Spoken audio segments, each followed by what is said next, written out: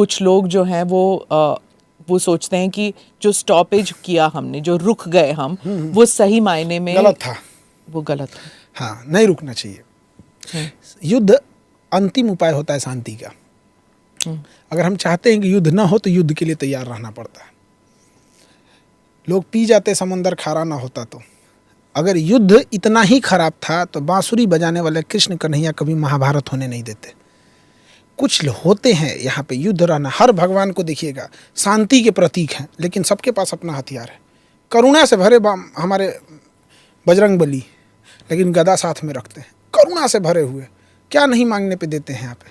कृष्ण भगवान हमेशा कौरवों से तो ऐसे बात करने गए थे 5 गांव मांगने, जैसे कोई बहुत एक याचक है, साधारण याचक, सुदर्शन चक्र लेके।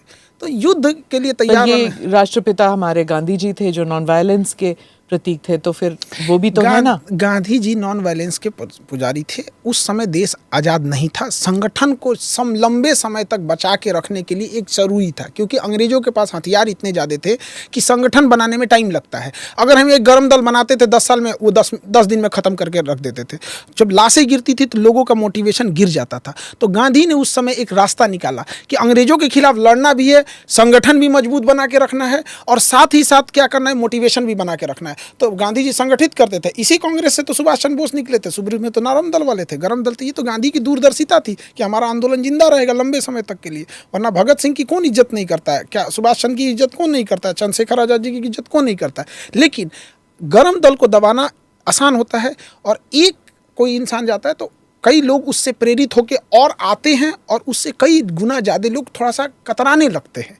तो गांधी को रास्ता था। और दूसरा ये था कि अंग्रेजों को मारना था।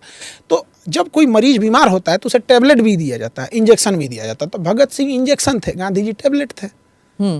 दोनों नोट पे तो गांधी जी का ही फेस आता है ना। लंबा समय इसमें किसी को लगता है कि गांधी का नहीं होना चाहिए, किसी को लगता है गांधी का होना चाहिए। लेकिन एक आंदोलन को 40 साल तक खींचने वाला इंसान था। हाँ। एक इतना लंबा कार्यकाल किसका था? हाँ। लंबे समय तक खींचा था उस इंसान ने। देश जब आज़ाद हो रहा था तो नवाखली के दंगों को शांत कर रहे थे। सबने अपने अपने हिसाब से कुछ ना कुछ पद जरूर लिया। यहाँ तक तो इस बात का हो गया कि सरदार पटेल को गृह मंत्री, प्रधानमंत्री मिलना चाहिए। हाँ। आपको क्या लगता है कि बनना चाहिए था प्रधानमंत्री? एंटरिम सरकार में देखिए, प्रधानमंत्री जो सरकार चला रहे होते हैं उन्हें पता होता है कि गृह मंत्री इक्विवेलेंट टू प्रधानमंत्री है।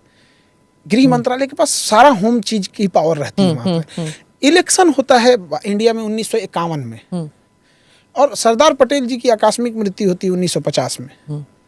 तो फिर कैसे बना सकते हैं?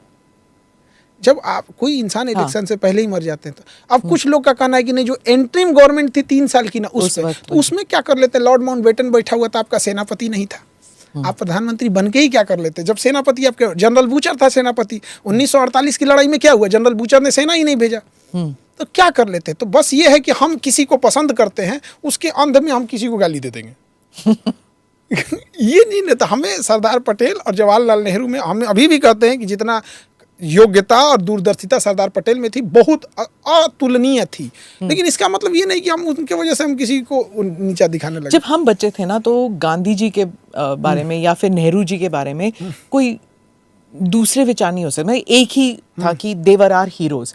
लेकिन आजकल बच्चे जो हैं वो बहस करते हैं कि, और वो पढ़ते हैं, सुनते हैं कि इनके भी नेगेटिव व्यूज़ थे जो इन्होंने किया या नेहरू जी ने किया। चाइना के प्रति जो नरम व्यवहार था नेहरू का, वो गलत था। तो अब जो है डिबेट वगैरह होता है, तो बच्चे आजकल की जनरेशन जो 4 बजे अपना 1.5 GB डाटा खत्म कर देते हैं। ये जनरेशन की बात करते हैं।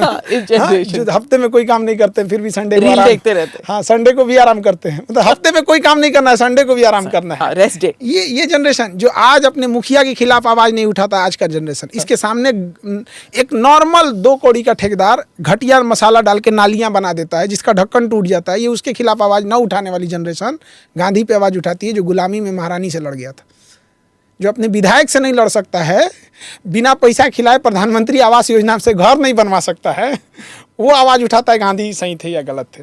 ये तो बात हो गया। मोबाइल आ गया है, 2 लाइन लिख दो, किसी को खराबी है क्या है।